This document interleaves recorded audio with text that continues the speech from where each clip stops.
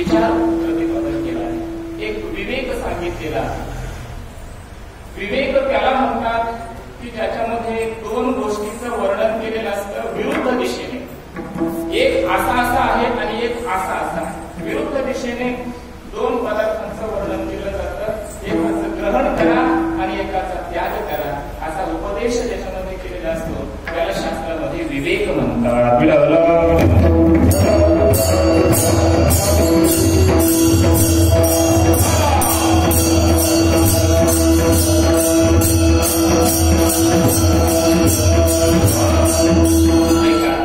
अभंगामध्ये 4 चरण आहेत.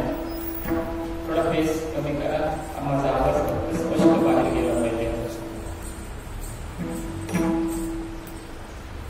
अभंगामध्ये 4 चरण आहेत, त्यापैकी 2 चरणामध्ये उपदेश केला आहे, विवेक सांगितलेला आहे आणि 2 चरणामध्ये तुकोबारायांनी आपला अनुभव सांगितला आहे, आपली स्वस्थिती सांगितलेली आहे. असं दिसून येईल अभंगाचा आपण जर विचार केला तर. पहिल्या चरणामध्ये आणि तिसऱ्या चरणामध्ये या 2 चरणामध्ये तुकाराम महाराजांनी जगाला उपदेश दिला, एक विवेक सांगितला आहे. आणि दुसऱ्या चरणामध्ये आणि चौथ्या चरणामध्ये या 2 चरणामध्ये तुकाराम महाराजांनी मी काय केलं, यापैकी मी कशाचं ग्रहण केलं अशी स्वस्थिती, आत्मस्थिती आणि आत्मानुभव तुकाराम महाराजांनी प्रकट केलेला आहे. पहिलं चरण बघा, तुकोबाराय सांगतात अवघाची आकार ग्रासिलेला काळे. हा अवघा आकार काळानं ग्रासलेला आहे.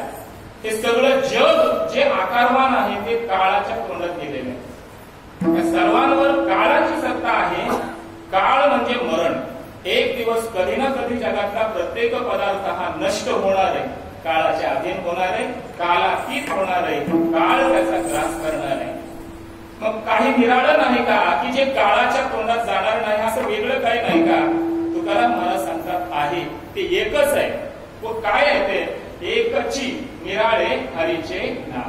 एकच वेगळं आहे की जे हरीचं नाव आहे, परमात्म्याचं नाव आहे की ते काळाच्या मुखात कधीही जाणं शक्य नाही. काळात काय जातं आणि काळाच्या मुखात काय जात नाही, अशा प्रकारचा विवेक तुकाराम महाराजांनी पहिल्या चरणामध्ये प्रतिपादन केला. आता दुसऱ्या चरणामध्ये तुकाराम महाराजांनी मी काय करतो त्यापैकी त्याचा विचार सांगितला, स्वतःचा अनुभव सांगितला.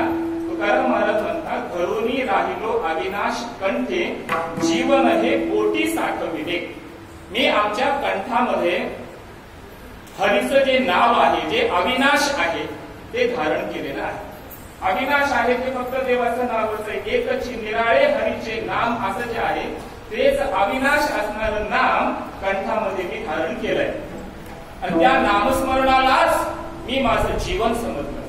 जीवन हे पोटी साठविले. हे नामस्मरण म्हणजेच माझं खरं जीवन आहे. त्याशिवाय मी जिवंत राहू शकत नाही. अर्थात आम्ही जे जिवंत आहोत याचं लक्षण एकच आहे, आम्ही जोपर्यंत नामस्मरण करतोय तोपर्यंतच आम्ही जिवंत आहे.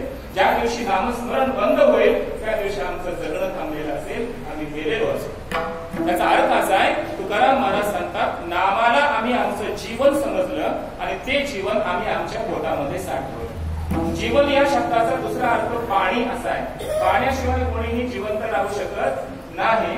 तसं नामाला आम्ही पाणी ठरवलं, जीवन समजलं आणि या नामस्मरणाशिवाय आम्ही जिवंत राहू शकत नाही, असा भाव तुकाराम महाराजांनी दुसऱ्या चरणामध्ये व्यक्त केला. आता पुन्हा तिसऱ्या चरणामध्ये तुकाराम महाराजांनी जगाला विवेक सांगितला.